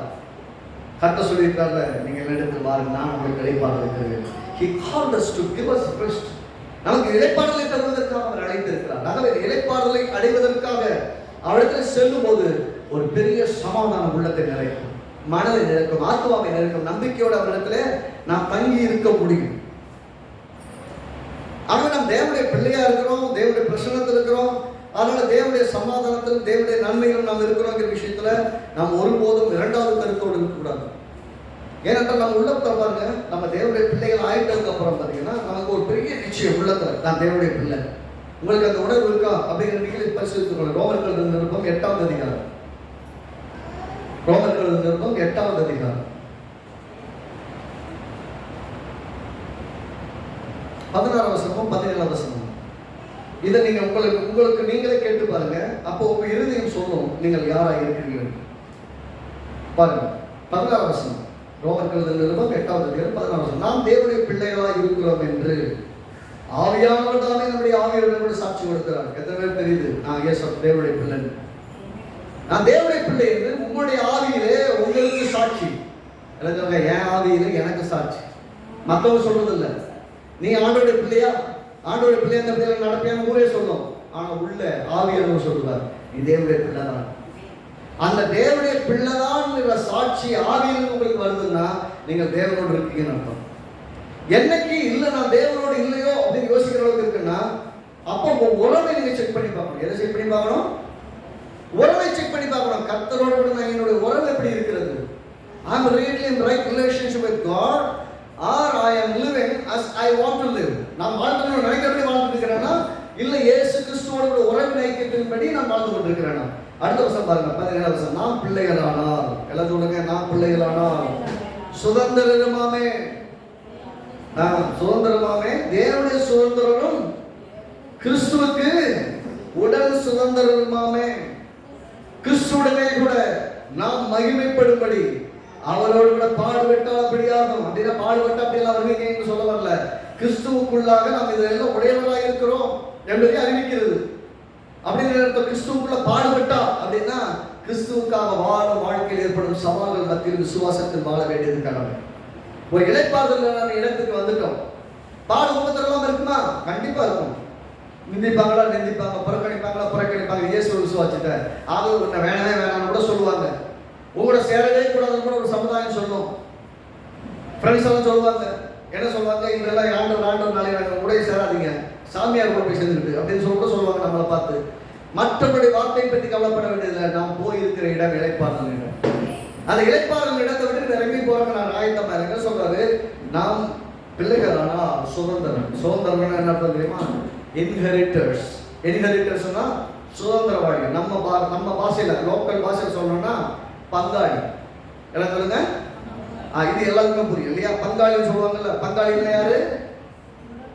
பங்காளி நம்ம சொத்துக்கு உரிமைதாரர், அதாவது வாரிசின் சொத்துக்கு உரிமைதாரர். அதானே? இப்ப தாத்தா பாட்டி காசு வச்சிருக்காங்க, சொத்து வச்சிருக்காங்க, ஆஸ்தி வச்சிருக்காங்கன்னா, இல்ல அப்பா அம்மா சொத்து வச்சிருக்காங்கன்னா அந்த சொத்துக்கு நாம உரிமைதாரர்கள் மாதிரி நம்ம உறவுக்காரங்க உரிமைதாரராக இருப்பாங்க. எப்படி? தாத்தா பாட்டி வகையில வந்துச்சுன்னா அது பரம்பரை சொத்து. அந்த பரம்பரை சொத்துக்கு நீங்களும் உரிமைதாரர். உங்க உறவுல கூட பிறந்த தாய் வழியா பிறந்தவங்க, தகப்ப வழியா பிறந்தவங்க எல்லாருக்குமே உறவு இருக்கு, ஒரு பங்கு இருக்கு. ரைட்டா? அந்த தாத்தாவுக்கு பிறந்த பிள்ளைகள் எல்லாருமே பங்காளிகள். அப்படி கணக்கு பார்த்தா நாம் எல்லாரும் தேவனுக்கு பிள்ளைகளா இருக்கிறபடியா நாம் எல்லாரும் பிள்ளைகளானால் சுதந்திரமாமே. அப்படின்னா பங்காளிகள். யாருக்கு? தேவனுக்குரிய ஆஸ்திகளுக்கும் ஐஸ்வர்யத்துக்கும் கிருபைக்கும் ஐஸ்வர்யத்துக்கும் நாம் பங்காளிகள். அடுத்து தேவனுடைய சுதந்திரனும் கிறிஸ்துவுக்கு உடன் சுதந்திரமாமே. எல்லாரும் கிறிஸ்துவுக்கு கோ இன்ஹெரிட்டர்ஸ். கோ இன்ஹெரிட்டர்ஸ்னா இயேசு பிதாவின் ஆசீர்வாதங்களுக்கெல்லாம் சுதந்திரவாளி, நாம் அவரோடு கூட சுதந்திரிக்கிற பங்காளிகள். இயேசு பங்காளி தேவனுடைய ஆசீர்வாதங்களுக்கு, நாம அவருக்குள்ள பங்காளி, அவருக்குள்ள சுதந்திரிக்க. அதாவது பிதாவின் வழியாகவும் நமக்கு சுதந்திரம், இயேசு கிறிஸ்துவின் வழியாகவும் சுதந்திரம். அப்படின்னா என்ன அர்த்தம்னா எல்லா ஆசீர்வாதங்களின் ஊற்றும் காரணமாக இருக்கிற கிறிஸ்துவுக்குள் எல்லாம் நமக்கு உரிமையாக்கப்பட்டது. அதனால சொல்றாரு, நீங்க வாங்க, என்கிட்ட வாங்க, நான் உங்களுக்கு இளைப்பாறுதல் தருவீங்க. என்கிட்ட வாங்க, லைஃபை ரெக்கவர் பண்ணுவீங்க. எல்லாம் சொல்லுங்க, லைஃபை ரெக்கவர் பண்ணுவீங்க. அப்படின்னா உங்க வாழ்க்கையை நீங்கள் மீட்டுக் கொள்வீர்கள். எல்லாம் சொல்லுங்க, வாழ்க்கையை மீட்டுக் கொள்ளும். இயேசு கிட்ட வராம வாழ்க்கை மீட்கப்பட முடியாது. அப்படின்னா இயேசு ஒருவர் தான். அவர் தான் சொல்லுங்க, நானே வழி, நானே சத்தியம், நானே ஜீவன். அவர் பொய் சொல்ல மாட்டார். ஆதி முதல் பொய்யுரையாதவர் அவர். ஆகவே அவர் சொன்னதை நானும் சொல்லிட்டு இருக்கேன். இப்போ அவர் சொல்றாரு, என்னை இல்லாமல் ஒருவரும் பிதாவிடத்தில் வர மாட்டார். நீங்க சுதந்திரிக்கணுமா? கிறிஸ்துவுக்குள் தேவனுடைய எல்லாவற்றுக்கும் சுதந்திரங்களா இருக்கிறீங்கன்னா அது கிறிஸ்துவின் மூலமாக இருக்காங்க. கிறிஸ்துவுக்குள் உடன் சுதந்திரம்னா அவர் எல்லாவற்றையும் சுதந்திரித்து விட்டார். அவருக்குள் நீங்கள் இலவசமாய் சுதந்திரிக்கிறீங்க. நீங்க பெரிய கஷ்டப்படல. யோசிச்சு பாருங்க, இப்ப தாத்தா பாட்டி சொத்துக்கு நீங்க பங்காளர்னா பங்காளின்னா நீங்க என்ன கஷ்டப்பட்டீங்க? அவங்க சம்பாதிச்சு வச்சாங்க, நீங்க எடுத்துக்கிட்டீங்க. அப்படித்தானே? பங்காளிகளுடைய பங்கு என்னங்க? ஒரு பெரிய சொத்து இருக்கு, அந்த சொத்துல தாத்தா பாட்டி காலத்துல பண ஆஸ்தி இருக்கு. இப்ப அந்த பங்கு ஓடும்போது எல்லாருக்கும் என்ன பண்ணுவாங்க? எல்லாரும் சம பங்கா கொடுப்பாங்க. ரைட்டா? எல்லாருக்கும் பங்கு கொடுப்பாங்க. அப்படி பங்கு கொடுக்கும்போது எப்படி இருக்கும்னா எல்லாருக்கும் ஈக்குவல் இருக்கும். அது ஒருத்தருக்கு அதிகமாக ஒருத்தர் கம்மியாக கொடுக்க முடியாது. அதே மாதிரி அப்பா சேர்த்து வச்சாரு, அப்பா இல்லை இறந்துட்டாருன்னு வச்சுக்கோங்களேன், அவருடைய சொத்துக்கு பங்குன்னு வரும்போது ஆம்பளை பிள்ளைகளுக்கும் சரி பொம்பளை பிள்ளைகளுக்கும் சரி ஈக்குவல் பங்கு. யாருக்கும் கம்மியாக அதிகமாக கொடுக்க முடியாது. அது ஒருத்தர் மியூச்சுவல் அக்ரிமெண்ட் பண்ண. அப்படின்னா கிறிஸ்துவுக்குள் நாம் யாவரும் உடன் சுதந்திரர்களாக இருக்கிறோம்னா உடன் பங்காளிகளாக இருக்கிறோம். தேவனுடைய ஆசீர்வாதங்களுக்கெல்லாம் கிறிஸ்துவோடு கூட பங்கிடுகிறவர்களாக இருக்கிறோம். எத்தனை பேருக்கு புரியுது? அப்படின்னா கிறிஸ்து இல்லாமல் நம்ம ஒன்று சுதந்திரித்துக் கிறிஸ்து சுதந்திரவாளினா அவருக்குள் நம்ம எல்லாத்தையும் சுதந்திரித்துக் கொள்கிறோம். அப்ப ஆசீர்வாதம் நம்முடைய வாழ்க்கை எல்லா காலத்திலும் ஒரு மிகப்பெரிய இருக்கணும். ஆனாலும் பார்த்தீங்கன்னா எப்போதுமே நமக்கு எப்போதும் ஒரு அழைப்பை கொடுத்துட்டே இருக்கிறோம். இன்னைக்கும் கர்த்தர் நமக்கு முன்பாக வைக்கிற அழைப்பை பின்னே நம்ம முன்னாடி இருக்குது. அதனால என்ன தாவீது சொல்றேன், எப்பயுமே வேலைக்காரனுடைய கண்கள் எஜமானை நோக்கி இருப்பதை போல. சங்கீதம் 123:2 சொல்லுகிறார், வேலைக்காரனுடைய கண்கள் எஜமாட்டியை நோக்கி இருப்பதை என் கண்கள் உண்மையே நோக்கி கொண்டிருக்கிறது. அப்படின்னா எங்கிருந்து தனக்கு ஆதாரம் வருகிறதோ, எங்கிருந்து இழைப்பாளர் வருதோ, எங்கிருந்து ஆதரவு வருகிறதோ, எங்கிருந்து ஒத்தாசை வருகிறதோ அங்கே என் கண்கள் நோக்கி கொண்டிருக்கிறது. அப்படின்னா நம்முடைய கண்கள் இந்த உலகத்தில் உள்ளவர்களை நோக்கி பார்ப்பதற்கான தேவனை நோக்கி பார்க்க வேண்டும். அதை ரோமர்கள் 8:29 வாசிப்போம். தம்முடைய குமாரன் அநேக சகோதரருக்குள்ளே முதல் பேரானவராயிருக்கும் பொருட்டு. எல்லாம் சேர்ந்து வாசிங்க. ரோமர் 8:29. தம்முடைய குமாரன், அதாவது இயேசு கிறிஸ்து, அநேக சகோதரருக்குள்ளே நம்ம எல்லாருக்குள்ளே முதல் பேரானவரா, என்ன ஃபர்ஸ்ட் பார்ன், அதாவது முதல் பிறந்தவர்னா மூத்த சகோதரனா இருக்கும் பொருட்டு தேவன் எவர்களை முன்குறித்தாரோ அவர்களை தமது குமாரனுடைய சாயலுக்கு ஒப்பாக இருக்கும்படி முன்குறித்தார். His pure destination is to be like Jesus. இயேசுவை போலவே இருப்பதற்காக நம்ம எல்லாரையும் முன்குறித்திருக்கிறோம். அதனால தான் அவரை நம்ம அழைக்கிறார். இயேசு எப்படி கூப்பிடுறாரு, நீங்க வாங்க நான் ரெஸ்ட் தர்றேன், நான் இளைப்பாறுதலை தருவேன்னு சொன்னா இந்த உலக மத வழிபாடுகளுக்கு ஓய்வு, பாவ உணர்வுகளுக்கு ஓய்வு, குற்ற உணர்வுகளுக்கு ஓய்வு, வாழ்க்கையை சுதந்திரிப்பதற்கு தடையா இருக்கக்கூடிய எல்லாவற்றிலும் ஓய்வு, எல்லாவற்றையும் சுதந்திரித்து வாழ்வதற்கான ஒரு வாழ்க்கை முறையை காட்டுவதற்கு தான் நம்மை அழைக்கிறார். எவர்களை முன்குறித்தாரோ அவர்களை அழைத்து வருகிறார், எவர்களை அழைத்தாரோ அவர்களை நீதிமன்றமாக்கி இருக்கிறார், எவர்களை நீதிமன்றமாக்கினாரோ அவர்களை மகிமைப்படுத்தியும் இருக்கிறார் என்று சொல்லிட்டு இவைகளை குறித்து நாம் என்ன சொல்லுவோம்? தேவன் நம்முடைய பட்சத்தில் இருந்தால் நமக்கு விரோதமாக இருப்பவன் யார்? தம்முடைய சொந்த குமாரன் என்றும் பாராமல் நம் எல்லாருக்காகவும் அவரை ஒப்புக் கொடுத்தவர், அவரோடு கூட மற்ற எல்லாவற்றையும் நமக்கு அருளாதிருப்பது எப்படி? என்ன சொல்ல வர்றாருன்னா, தான் சொந்த பிள்ளையவே உங்களுக்காக எனக்காக பலியா கொடுத்தாருன்னா அவரோடு மற்ற எல்லாத்தையும் கொடுக்காமல் இருப்பது எப்படி? தேவன் தெரிந்து கொண்டவன் மேல் குற்றம் சாட்டுகிறவன் யார்? எல்லாம் சொல்லுங்க, தேவன் தெரிந்து கொண்டவர்கள் மேல். நாமெல்லாம் தேவனால் தெரிந்து கொள்ளப்பட்டவர்கள். எவர்களை முன்குறித்தாரோ அவரை அழைத்தார், நீதிமன்றமாக்கினார், மகிமைப்படுத்தினார் சொல்ற ஜனம் நாம். ஆகவே நம்ம மேல யார் குற்றம் சாட்ட முடியும்? இந்த உலகமே உங்களை நோக்கி விரலை நீட்டி நீங்கள் குற்றவாளிகள் என்று சொன்னாலும் கர்த்தர் உங்களை குற்றவாளிகளாய் தீர்ப்பதில்லை. ஏனென்றால் இரக்கம் பெற அவர் இடத்துல வர முடியும். உங்களை அழைத்திருக்கலாம், தைரியமாய் வந்து திருவாசகம் நிற்க முடியும். சொல்றாரு, இந்த தேவன் தெரிந்து கொள்ளவன் குற்றம் சாட்டுறவன் யார்? தேவனே அவரை நீதிமன்றமாக்குறவர், ஆக்கினைக்குள்ளாக தீர்க்கிறவன் யார்? ஒரு கேள்வி, அதுக்கு பதில். யார் உங்களை குற்றம் சாட்ட முடியும்? தேவனே உங்களை நீதிமானாக்கினார். யார் ஆக்கினைக்குள்ளாக தீர்க்க முடியும்? கிறிஸ்துவை மறித்தவர், அவரை எழுந்தும் இருக்கிறவர், அவரே தேவனுடைய வலதுபார்சத்தில் இருக்கிறவர், நமக்காக வேண்டுதல் செய்கிறவரும் அவரே. அப்படின்னா அவர் எல்லாமே இருக்கிறபடியால நீங்க குற்ற உணர்வு அடைய வேண்டியதில்லை, வேலைப்பட்டு போக வேண்டியதில்லை, தூரமா இருக்கிற உணர்வு வர வேண்டியதில்லை. நீங்கள் எப்போதும் தேவனோடு இருக்கிறீர்கள், தேவனுடைய பிள்ளையா இருக்கிறீர்கள். என்னைக்கு அந்த அழைப்புக்கு நீங்க செவி கொடுத்து ஆண்டவருடைய கையில் உங்களை ஒப்புக்கொடுத்தீங்க, அந்த நாளிலிருந்து தாயின் வயிற்றில் உருவாகும் முன்னே நம்மை முன்குறித்து இந்த நாளிலே நம்மை தெரிந்து கொண்டு ரட்சித்து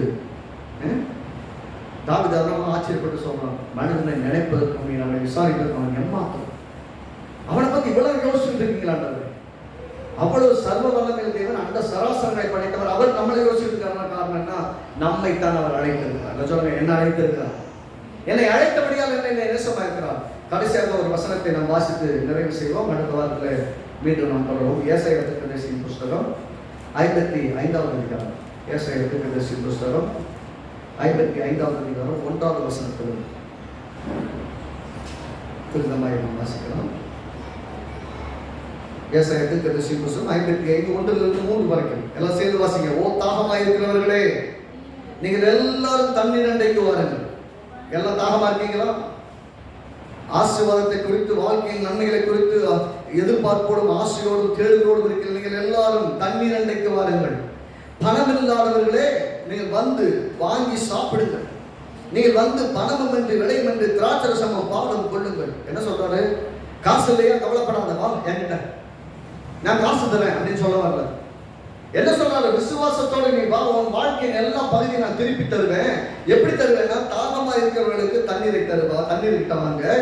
பணம் இல்லாதவர்கள் நீங்கள் வந்து வாங்கி சாப்பிடுங்கள். அவனா பணமே இல்லை அப்படின்னா பணம் என்ன கவலைப்படாதீங்க. விசுவாசிக்கிறவனுக்கு பணம் தேவையில்லை.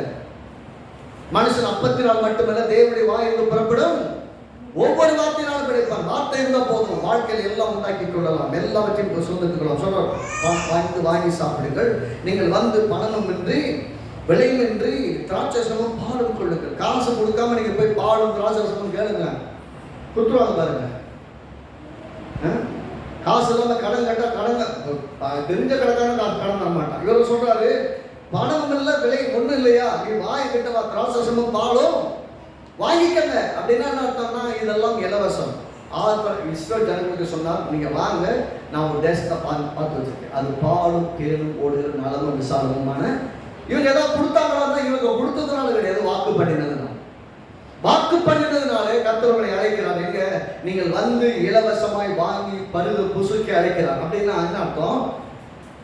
அவனால் இங்கே வந்தால் கிடைச்சிருந்தாங்க. நான் சர்ச்சுக்கு வந்தால் எனக்கு பால் தேன் எல்லாம் கிடைக்குமா அப்படின்னு கேட்டீங்கன்னா, சர்ச்சுக்கு வந்தால் கிடைக்கணும் ஆண்டவர் சொல்லலை, என்கிட்ட வாங்கன்னு கூப்பிடுறேன். எல்லாம் சொல்லுங்க, ஏசு கிட்ட வாங்கன்னு கூப்பிடுறேன். ஏசு கிட்ட வாங்க.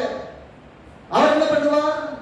அவர் உங்களுடைய வாழ்வின் எல்லா எல்லைகளையும் பொறுப்பெடுப்பார், உங்களை பலப்படுத்துவார், உங்களை விசுவாசிக்கு உதவி செய்வார், சுதந்திரத்துக்கு உதவி செய்வார். ஆகவே சொல்கிற, பணமும் இல்லாமல் விலையும் இல்லாமல் திராட்சரசமும் பாலும் கொள்ளுங்கள், வாங்கிக் கொள்ளுங்கள். இரண்டாவது வசனம் பாருங்க, நீங்கள் அப்பம் அல்லாததற்காக பணத்தையும் திருப்தி செய்யாத பொருளுக்காக உங்கள் பிரயாசத்தையும் செலவழிப்பார். கஷ்டப்பட்டு சம்பாதிச்ச காசை கொண்டு போய் நீ உங்களுக்கு பலன் கொடுக்காத, அப்பம் இல்லாத, சாப்பாடு இல்லாத ஒண்ணுக்காக பணத்தை செலவழிக்கிறீங்க. உங்களை திருப்தி செய்யாத பொருளுக்காக உங்கள் வருமானத்தை செலவழிக்கிறீங்க. நீங்கள் எனக்கு கவனமாய் செவி கொடுத்து, எல்லாம் சொல்லுங்க, எனக்கு கவனமாய் செவி கொடுத்து நலமானதை சாப்பிடுங்கள், அப்பொழுது உங்கள் ஆத்துமா கொழுப்பான பதார்த்தத்தை நான் மகிழ்ச்சியாக. அல்லேலூயா. எப்படி மகிழ்ச்சியாகும்னா, கவனமா கேட்கறதுல. எல்லாம் சொல்லுங்க, கேட்கறதுனால மகிழ்ச்சி. வசனத்தை கவனமாய் கேட்டு உங்கள் இருதயத்தில் வைத்து அதை விசுவாசித்து அதை ஜெபிக்க, அதை விசுவாசிக்க ஆரம்பித்துட்டா, you will recover your life. உங்க வாழ்க்கையை திருப்பிக் கொள்வீர்கள், உங்க வாழ்க்கையை மீட்டெடுத்துக் கொள்வீர்கள். வாழ்க்கை மீட்டெடுக்க பெரிய கஷ்டம் கிடையாது, இழந்து போனது எல்லாத்தையும் மீட்டுக் கொள்றது பெரிய கஷ்டம் கிடையாது. ஒண்ணுதான், கர்த்தருடைய வசனத்தை கவனமாக கேட்டு அவர் எனக்கு என்னவா இருக்கிறார் என்பதை அறிந்து நான் இதையெல்லாம் சுதந்திரிக்க முடியும், நான் அழைக்கப்பட்டு புரிந்து கொண்டு அதை விசுவாசிக்க ஆரம்பித்தா, கையில ஒண்ணு இல்லாட்டாலும் சரி காடைகள் வந்து குவியும். கையில ஒண்ணு இல்லாலும் சரி, ஒண்ணுமே கையில இல்லாலும் சரி, தண்ணீர் தடாகங்களை போல கற்பார் இருந்து தண்ணீர்கள் ஓடும். கையில ஒண்ணுமே இல்லாலும் சரி, எல்லாம் இருந்தாலும் சரி, பணம் இல்லாததற்காக இது செலவழிக்க வேண்டியது. வானத்திலிருந்து மண்ணா வரும். எப்படி நடக்கும் தெரியாது, ஆனால் அற்புதம் செய்வார் ஆண்டவர். உங்கள் தேவைகள் அதிசயமாய் சந்திக்கப்படும், உங்கள் குறைகள் எல்லாம் நிறைவாகும். கர்த்தருடைய வாக்கு பண்ணினால் வாக்கு மாறாதவர். அடுத்த வருஷம் பாருங்க, உங்கள் செவியை சாய்த்து என்னிடத்தில் வாருங்கள். என்ன வரணும்? எப்படி வரணுமா? வரும்போது கேட்கும்படியான செவிகளோடு வாருங்கள். இருதயத்தை திறந்த இருதயத்தோடு கவனமாய் கேட்க என்னிடத்தில் வாருங்கள், கேளுங்கள், அப்பொழுது உங்கள் ஆத்துமா பிழைக்கும். அப்படின்னா உள்ள ஆத்மா பிழைக்கணும்னா கேட்டாதான் பிழைக்கணும். வசனத்தை கவனமாய் கேட்டால் உங்கள் ஆத்மா பிழைக்கும் சொல்லி சொல்றது. தாவீதுக்கு அருளின நிச்சயமான கிருபைகளை உங்களுக்கு நித்திய உடன்படிக்கை ஆகும். உங்க வாழ்நாள் முழுவதும் ஒரு ஆசீர்வாதமான சந்ததிக்கும் சந்ததிக்குமா பார்த்து பண்ணினார். உன் வீடை கட்டுவேன், உன் சந்ததியா தேசத்தை ஆளுநராக எப்பயும் இருப்பாங்க, உன் வீட்டுல குறைவு இருக்காது, நீ பெரிய நல்ல ஆசீர்வாதமான ஆளா இருப்பேன்னு தாவீதை பார்த்து சொன்னார். அது சொல்லுறாங்க, தாவீதுக்கு என்ன அந்த கிருபையை உங்களுக்கு எப்படி பண்ணுவேன்னா, அவனுக்கு கொடுத்தேங்கிறார், உங்களுக்கு நித்திய உடன்படிக்கை தருவீங்க. இட்டர்னல் கவர்னன்ட்னா அதை மாற்றவே முடியாது. எப்போ வரைக்கும்? பரலோகம் போற வரைக்கும் மாற்ற முடியாது. He will make it as an eternal covenant. Eternal covenant சொல்லும்போது அவர் உன்னை பண்ணி முடிச்சுட்டாங்க, உன்னை வாக்கு பண்ணிட்டாங்கன்னா உங்களுக்கு உங்க சந்ததிக்கு 1000 தலைமுறைகளுக்கும் அந்த வாக்கு தத்தம் செல்லுபடியாகும். ஆமென். அப்ப இங்க சொல்றாரு, நீங்க எதுக்கு உங்க பணத்தை செலவழிக்கிறீங்க பாருங்க. எதற்கோ போய் செலவழிக்கிறாங்க, எதற்கோ செலவழிச்சு என்னென்னமோ பிரயாசப்பட்டு என்னென்னமோ பண்றாங்க, என்னென்னமோ இங்க எங்கெங்கயோ காடு மலை எல்லாத்துக்கும் ஓடுறாங்க. எதுக்கோ செலவழிக்க சொன்ன எல்லாத்தையும் செலவழிக்காங்க. என்னென்னமோ பண்ண சொன்ன எல்லாம் பண்றாங்க. அவங்களுக்கு கொடுங்க, இவங்களுக்கு கொடுங்க, அதை போடுங்க, சாப்பாடு போடுங்க, எல்லாம் பண்றது ரெடி. ஆனா எதுக்கு ரெடியா இல்லைன்னா தேவனை தேடி, இந்த ரட்சகர் எனக்காக மரித்த ரட்சகரை தேடி, என்னிடத்தில் வந்து இலவசமா எல்லாவற்றையும் பெற்றுக்கொள்ள என்னை அழைத்திருக்கிறாரு. அந்த தேவனாகிய கர்த்தரிடத்துல வர்றதுக்கு மட்டும் அது வரும்போது என்னங்க சும்மா போனா கிடைச்சிருமா, ஏதாவது செஞ்சா தானே கிடைக்கும் கேட்கக்கூடிய மனநிலை இருக்கிற மக்களுக்கு ஒண்ணு பண்ண முடியும். அவர் சொல்றாரு, தாகமா இருந்தா தண்ணீர் கிட்டப்பா. அவர் சொல்றாரு, நான் தான் ஜீவ தண்ணீரோட நதி, என்ன விசுவாசிகளுடைய உள்ளத்திலிருந்து ஜீவ தண்ணீரோட நதிகள் பாய்ந்து ஓடும். நீ தண்ணியை தேடி அலையாத, தண்ணி உன் உள்ளத்திலிருந்து உருவாகும். ஒரு பெரிய இழைப்பார்கள், ஒரு பெரிய நம்பிக்கை உண்டாகும். பணம் இல்லாமல் நீங்க வந்து வாங்கி சாப்பிடுங்கள், நீங்க வந்து பணம் என்று விலை என்று திராட்சம் பாலம் கொள்ளுங்கள். எதுக்கு அப்பம் இல்லாததுக்காக பணத்தை செலவழிக்கிறீங்க? காசு கொடுத்து ஒரு பொருளை வாங்குற மாதிரி வாங்குறீங்க, எவ்வளவோ காசை செலவழிக்கிறீங்க, அது உங்களுக்கு ஆகாரமாக இருப்பது இல்லை, அதுக்கே செலவழிக்கிறீங்க. அதே மாதிரி உங்களை திருப்தி செய்யாத பொருளுக்காக எதுக்கு பணத்தை விரையாமல் செய்யறப்ப, கஷ்டப்பட்டு சம்பாதிச்ச காசை எப்படி நினைக்கிறீங்க? அவர் கேட்கிற கேள்வியிலிருந்து அடிப்படை என்னன்னா, நாம் பணத்தை செலவழித்து பெற்றுக்கொள்ள முடியாத, நம்முடைய உழைப்பின் பணத்தை எல்லாம் வருமானத்தை எல்லாம் விட்டினா கூட கிடைக்காத ஒரு பெரிய இழைப்பார்களை, சமாதானத்தை, ஆசீர்வாதத்தை இயேசு கிறிஸ்து தருகிறார். அவர் கல்வாரி சிலுவையின் மூலமாய் சம்பாதித்த எல்லாவற்றுக்கும் நீங்களும் நான் உரிமைதாரன்னு சொல்லிட்டார். ஆகவே தைரியமாய் திருவாசன தண்டையில் வருவோம், சுதந்திரிப்போம், ஆசீர்வாதமாய் வாழ்வோம். கர்த்தர் நல்லவராக இருக்கிறார். அல்லேலூயா. கர்த்தர் நல்லவர். ஆகவே நாம் பணம் இல்லாததுக்காக எதுக்கு செலவழிக்க கூடாது, தேவையில்லாம இங்கே ஓடி உழைச்சு நான் எதையாவது பண்ண போறேன் முயற்சி பண்ணக்கூடாது. அவர் சொல்ற வழிபடி நாம வாழணும். நீங்க எல்லாரும் என்னிடத்தில் வாருங்க, நான் உங்களுக்கு இளைவாங்க தருவேன். பாவத்தை குறித்த உணர்வு இருந்தாலும் சரி, குற்ற உணர்வு இருந்தாலும் சரி, அநேக காரியத்தை செய்து முயற்சி செய்து தோற்று போனதால நான் நல்லா வாழ முடியாதோ, வெற்றிகரமாய் வாழ முடியாதோ, என் வாழ்க்கை நல்லாதாதோ நீங்க நினைச்சீங்கன்னா தேவனால் கூடாத காரியம் ஒன்றும் இல்லை. எவரையும் பலப்படுத்த முடியும், எவரையும் மேன்மைப்படுத்த முடியும், எவரையும் ஆசீர்வாதமாய் வாழ வைக்க முடியும். ஆகவே அவரை விசுவாசிப்போம், கர்த்தர் பெரிய காரியங்களை செய்வார். ஆமென். நாம் எல்லாரும் ஆண்டவரை நோக்கி பார்ப்போம். ஓ ஹல்லேலூயா. ஓ தேவனாகிய கர்த்தாவே, உமக்கு ஸ்தோத்திரம்.